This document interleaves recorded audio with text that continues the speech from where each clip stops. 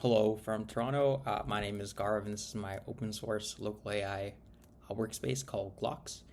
The way that it works is that it basically pulls in all the models from the community on ONNX in Hugging Face, and you can find them all in the app by popularity, by the size of the models, and even just by the A to Z. I'll give you a quick demo. This is the ONNX community version of Qwen 0.6b, and you can press download.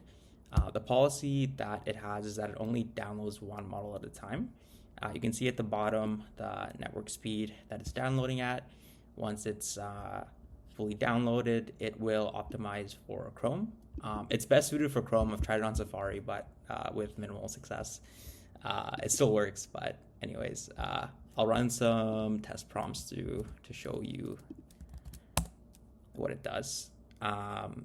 Basically, everything is actually running on your browser. The model is stored in browser storage, and then the inference happens using ONNX, the runtime, and Transformer.js as well through WebGPU. So that was one prompt. I can go back to model library, and then let's look for Cohere model. Disclaimer, I work for Radical Ventures, who's an investor in Cohere, but I've been using their technology since I was a university student, and I'm pretty familiar with their tech. So this one's a little bit bigger. It's 2.2 gigabytes, and it takes slightly longer to download. But once that is done, you'll see the same kind of like process. Let me go back, copy another test prompt, wait for that to finish downloading, optimizing. Okay, model ready. I will paste this one.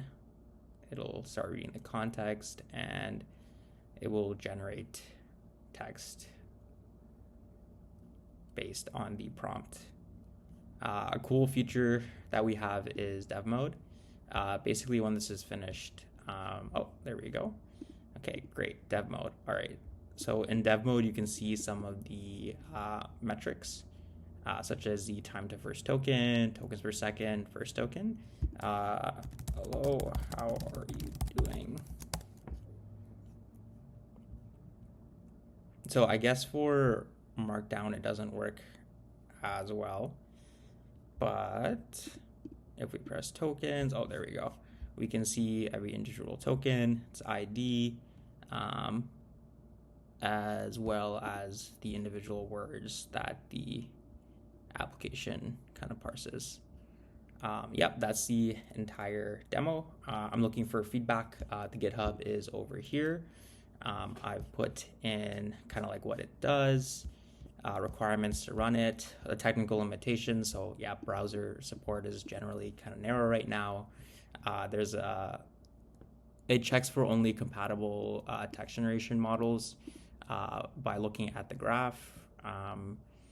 And those are the main big ones. The philosophy of the design is that it only holds one model at a time in the browser storage, and it tries its best to kind of like clean up. I would say it's kind of like a garbage collector in the browser runtime. And it tries to be transparent. So there's no account, no analytics, all inference is local. And it tries to be as transparent as to what is kind of like on the browser's storage. And it even tries to clean up when the browser tab is exited.